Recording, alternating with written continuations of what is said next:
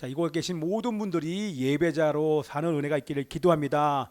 하나님만 예배하는 예배자가 되시길 축복합니다. 아멘. 성령과 진리로 예배하는 예배자가 되시기를 축복하며 기도합니다.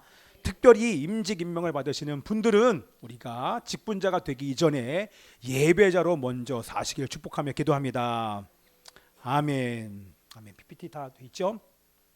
자, 여러분들 이제 간단하게 제가 나눌 텐데요. 여러분, 예배란 무엇입니까?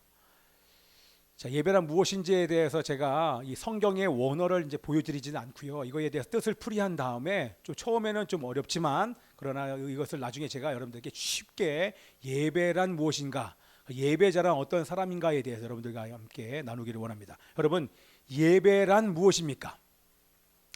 예배, 우리가 날마다 예배 드리잖아요. 우리가 예배자고, 예배란 무엇입니까? 좋죠? 이렇게 앉으니까 꽉 차 보이잖아요. 야, 예. 그렇죠? 또 갑자기 꽉 차 보이네. 야, 할렐루야. 몇십 명 온 것 같아요 지금 갑자기. 야, 자, 갑자기 막 힘이 납니다. 할렐루야. 야, 여러분, 예배란 무엇입니까? 예림이 예성이 잘 들어야 돼. 예배란 무엇인가? 그것은요, 원어에 비추어서 뜻을 풀이하면 최고의 가치가 있다고 생각하는 대상을 향하여 절하고 섬기는 것이 예배입니다. 근데 여러분, 이것을 기억하지 마세요. 이걸 기억해봐야 여러분들 예배로 적용이 안 돼요. 최고로 가치 있는 그 하나님을 향하여 섬기고 절하는 것이 하나님께서 우리를 창조하신 목적이에요. 그렇게 우리를 지으셨어요. 그렇죠? 하나님이 최고의 가치를 가지셨잖아요. 그렇죠? 근데 사실 이게 깨져버렸어요. 최고로 가치 있는 하나님을 향하여 예배해야 되는데 그 예배의 대상이 하나님이 아니라 다른 것을 예배할 수밖에 없는 사람들로 우리가 타락하고 말았다고 하는 것입니다. 자, 다시 돌아가서 여러분 저를 보세요. 하나님은요, 모든 사람들을 경배자로 지으셨어요. 창조하실 때 무언가를 경배하도록 지으셨다는 얘기입니다.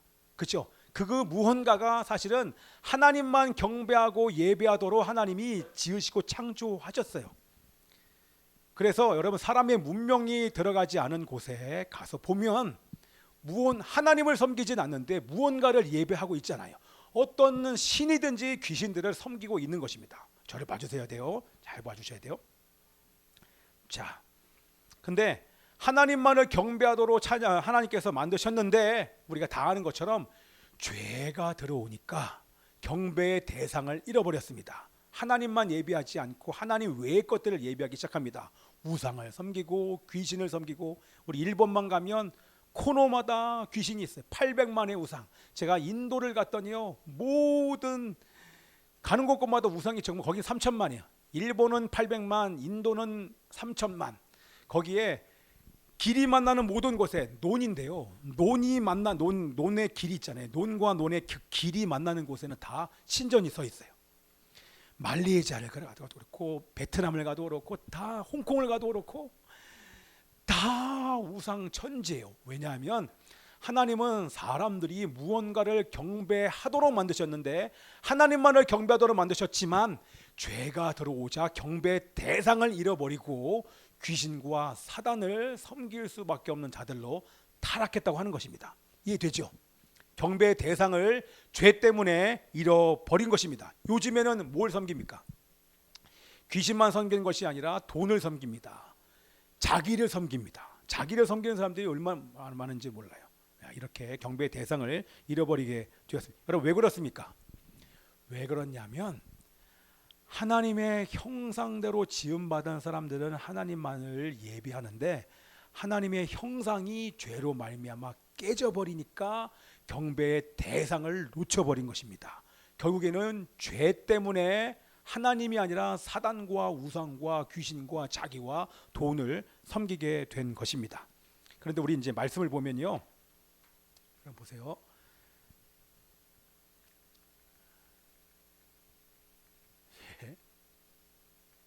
자, 예배란 최고의 가치가 있다고 생각하는 것을 섬기고 절하는 것이다. 자, 요 말씀 한번 읽어볼게요. 시작. 우상을 만드는 자와 그것을 의지하는 자가 다 그와 같으니라. 뭐라고요? 우상을 섬기는데 사람들이 왜 요즘에 많이 변화가 되냐면 경배의 대상인 하나님만 섬기면 하나님을 닮는데 경배의 대상이 하나님이 아니라 귀신과 우상을 섬기다 보니까 여기 나와 있는 것처럼 우상을 섬기는 자는 우상과 같아진다. 예, 우리가 섬기는 대상을 닮게 되는 것입니다.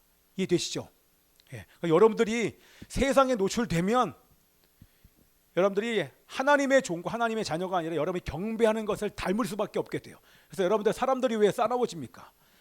하나님의 모습은 하나님의 형상을 가진 사람들을 얼마나 존대합니까? 그렇죠? 존중하고 이해해주고 사랑하고 격려하는데 사단을 섬기다 보니까 사단의 잔재들을 섬기다 보니까 이제는 함부로 대합니다. 하나님의 형상을 가진 사람들 향해서 분노합니다. 요즘에 싸우는 사람들 얼마나 많아요.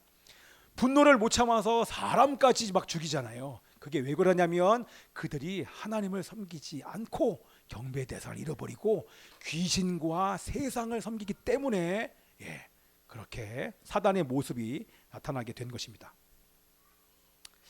자, 그러면 우리가 다 아는 것처럼 하나님의 형상을 회복시키시기 위해서 오신 분이 누구십니까? 그렇죠? 예수님 때문에 우리는 완벽하게 하나님의 형상이 회복됐습니다. 아멘. 하나님의 형상을 다른 말로 뭘로 바꿀 수 있다고 얘기했죠? 하나님의 형상, 하나님의 형상을 다른 말로 바꿀 수 있으면 뭘로 바꾸면 될까요? 하나님의 형상, 예전 했어요. 우리 아이들 버전으로 만들면 좋을 것 같아요. 하나님의 형상, 형상을 다른 말로 바꿔보세요. 아니요. 하나님의 형상을 다른 말로 처럼. 하나님의 형상으로 만들었다는 얘기는 하나님처럼 만든 거예요. 하나님처럼 살 수 있는 존재, 예수님처럼 살 수 있는 존재가, 예수님처럼 살 수 있는 존재는 뭐예요? 주님과 완전히 연합할 수 있는 존재, 하나님과 완전히 연합할 수 있는 존재로 만들었다는 얘기예요. 하나님과 교제할 수 있는 존재로 만들었어요. 그런데 죄 때문에 하나님의 형상이 깨져버리니까 하나님과 연합할 수 없는 존재, 하나님처럼 예수님처럼 살 수 없는 존재가 된 거예요. 그런데 그것을 회복시키신 분이 예수님께서 죄를 해결하시면서, 할렐루야, 저를 봐야 돼요. 크게 또 봐야죠. 죄를 해결하시면서 하나님의 형상, 예수님처럼 살 수 있는 존재로 완벽하게 우리를 바꿔주신 줄 믿습니다. 그래서 우리는 죄가 해결되고 우리는 옛사람은 죽고 새 사람의 존재가 되었습니다. 그 새 사람은 하나님을 예배할 수 있는 존재가 된 것입니다. 하나님과 언제든지 연합할 수 있는 존재가 된 것입니다. 아멘이죠? 아멘입니다. 자, 그런데 이것을 가능하게 해주신 분이 누구십니까? 예수님께서 오셨는데 사실은 예수님을 믿을 때 우리 안에 계신 성령님 때문에 하나님과의 연합이 가능한 거예요. 여러분 아멘이죠? 그러니까 성령으로 거듭나지 않은 사람은 주님과 연합할 수가 없는 거예요. 성령이 우리 안에 계시기 때문에 주님과 연합할 수 있고 하나님을 예배할 수 있는 것. 다시 성령으로 거듭난 자만이 주님을 예배할 수 있습니다. 아멘. 교회에 앉아 있다고 주님을 예배하는 게 아니라, 할렐루야, 막 눈을 감은 사람이 있어요. 여러분, 직분을 가졌다고 예배자가 아니라 성령으로 거듭난 사람만 주님을 예배할 수 있는 것입니다. 아멘입니다. 자, 그래서 우리가 지난번에 이걸 했기 때문에 간단하게 얘기하면, 하나님을 경배한다는 말은 하나님의 형상, 뭐 하나님처럼 이렇게 바꿀 수 있는데, 자, 이게 뭐예요? 자, 하나님을 경배한다는 말은요, 아까 보니까 말이 너무나 어려워요. 그렇죠? 최고의 가치가 있다고 생각하는 것을 섬기고 절하는 건 너무나 말이 어렵습니다. 자, 그래서 이것을 경배를 알기 위해서 쉽게 보려면 우린 이걸 알아야 돼. 뭘 알아야 되냐면, 따라보세요. 삼위일체를 알아야 경배가 풀립니다. 여러분, 성부와 성자와 성령은 하나입니다. 그렇죠? 우리 인간의 지식으로 이해할 수 있는 최고의 방법. 어떻게 성부와 성자, 성령 삼위가 하나로 온전히 연합할 수 있는가? 그 비결이 뭐라고 그랬었죠? 여보세요? 성부와 성자와 성령이 온전히 연합할 수 있는 비결. 그것을 알려주시기 위해서 하나님이 만들어주신 제도가 뭡니까? 다시요. 성부와 성자와 성령이 온전히 연합할 수 있는 비결을 알려주시기 위해서 하나님이 직접 이 땅에 만들어 주신 제도가 뭡니까? 결혼. 결혼이 결혼.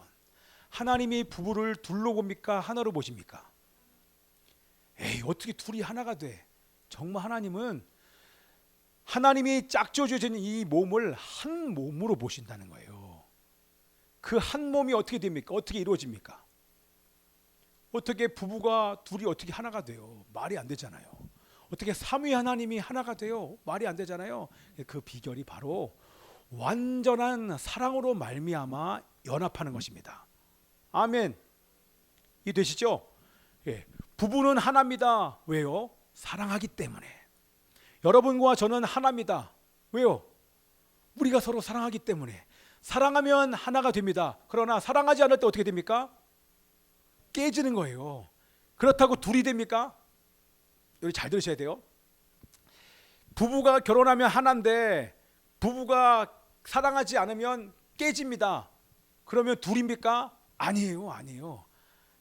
하나예요. 하나인데 잠깐 금이 간 거예요. 그 금이 간 거 어떻게 합니까? 그거 메꾸면 돼요. 어떻게? 사랑하면 되는 거예요. 사랑하면. 할렐루야. 자, 그러면 여러분, 자, 경배한다는 말은 이 사랑과 연관이 되는 거 여러분 아시겠죠? 삼위 하나님은 세 분인데 어떻게 연합하는가? 사랑하면 연합한다. 부부는 사랑하기 때문에 한 몸이 되는 것입니다. 아멘이죠? 그럼 여러분 사랑하면 어떻게 됩니까? 사랑하면 그 사람의 행위가 어때요? 다 아시는 거 얘기해 보세요. 사랑하면 어떻게 돼요? 보고 싶잖아요. 사랑하면 제일 첫 번째 가장 큰 특징은 뭐냐 하면 우리 김일철 주사님 잘 아는 거. 사랑하면 대화하는 걸 좋아해요. 그렇죠? 그 반대는 뭐예요? 사랑하지 않는 증거가 뭐예요? 싸우면 대화가 됩니까? 두 분이? 이번 주에 대화 많이 하셨어요? 별로 안 했어요? 두 분은 너무 우리 이영원 씨 너무 정직해서 탈이야. 그럼 보세요. 사랑하지 않으면 사랑하면 함께 가요. 그래서 너무 함께 있고 싶으시니까 막 어떤 사람은 빠르고 어떤 사람은 우리 가정 같은 경우에 저는 막 급하고 빠르잖아요. 우리 아내는 천천히 간단 말이에요. 근데 사랑하면 같이 가요. 왜? 손잡고 가요. 내가 막 끌고 가요 이렇게. 그래서 저는 손잡고 가는 거 다니는 거 팔짱 끼고 다니는 거 너무나 좋아요. 함께 가니까. 그죠? 사랑하면 이렇게 붙어 있고 싶고 전화하고 싶고 목소리 듣고 싶고 이게 다 사랑의 교제 아닙니까? 사랑하면 그 연합된 증거가 이렇게 나타나는데 제일 첫 번째 특징이 뭐냐면 교제하고 싶은 거예요. 만나고 싶고 보고 싶고 전하고 싶고 만지고 싶고 막 이런 것들이 우리 사랑하는 소중이. 와, 너무 사랑하니까 막 보기만 하면 얼마나 하루에도 얼마나 뽀뽀를 많이 하는지 몰라요. 그럼 제가 아직 어리기 때문에 우리 석중이는 중학교 1학년 때까지 제가 뽀뽀했어요. 우리 소중이는 그러면 그러다가도 막 제가 싫다는데도 막 입술을 뒤밀고 막 얼마나 뽀뽀를 하는지 몰라요. 왜요? 너무 좋으니까. 너무 좋으니까. 네. 이게 바로 뭐냐면 예배인 거예요. 간단하죠? 경배는 뭐냐? 예배하는 거예요. 예배는 경배는 뭐냐? 사랑하는 거예요. 사랑하면 어떻게 한다? 대화하는 거예요. 대화 안 할 수 있는 비결을 좀 저한테 얘기를 해줘 보세요. 하나님과 대화를 어떻게 안 해요? 기도를 어떻게 안 해요? 사랑하면 주님과 대화하고 싶어요. 여러분 말씀을 왜 안 읽어요? 어떻게 안 읽어요? 주님께서 나에게 이 말씀을 통해서 말씀하신 사랑의 편지를 여러분 안 읽고 싶어요? 주님을 사랑하면 자연스럽게 주님의 편지를 날마다 읽을 수밖에 없게 되는 줄 믿습니다. 아멘이죠? 그리고 성령님께서 나를 주님께로 인도하기 때문에 성령님을 따라서 살지 않을 수가 없게 돼요.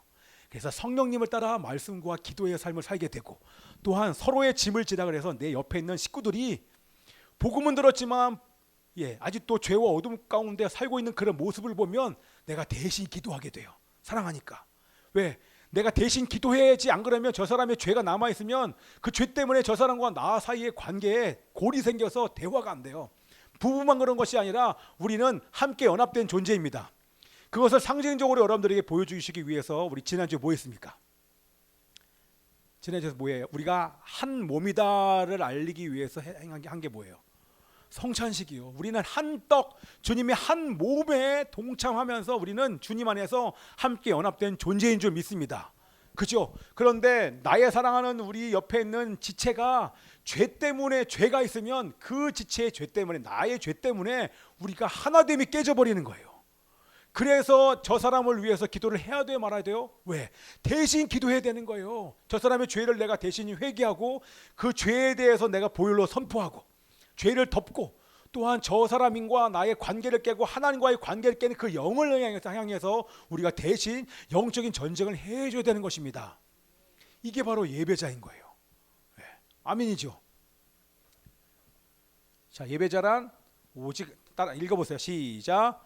예배자란, 시작. 예배자란 오직 하나님을만을 사랑하고 오직 하나님과 교제하며 하나님께 순종하기를 원하는 자입니다. 아멘이죠. 그런데 하나님께 순종하는 것, 여기에 뭐가 포함된 거예요? 성령님을 따라 말씀과 기도의 삶을 살며 우리 한 몸 된 지체 안에 있는 그 죄들을 향하여 우리가 대신 중보하고 기도하고, 또한 그 안에 있는 죄와 우리가 대신 싸워주고 영적인 전쟁을 싸워주는 것, 그것이 여기에 다 포함되는 것입니다. 그게 바로 예배자인 줄 믿습니다. 하나님은 오늘 어떤 분들을 찾으시냐? 하나님이 찾는 사람들은 이런 자예요. 예배자를 찾는데, 그냥 영과 진리로 예배하는 자, 영과 진리로 예배하는 자, 그게 다 여기에 포함된 거예요.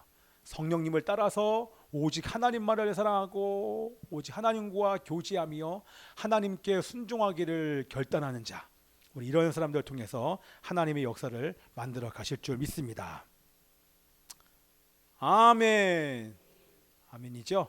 예. 그래서 옆에 분에게 얘기하십시오. 우리 당신은 참된 예배자이십니다. 아멘.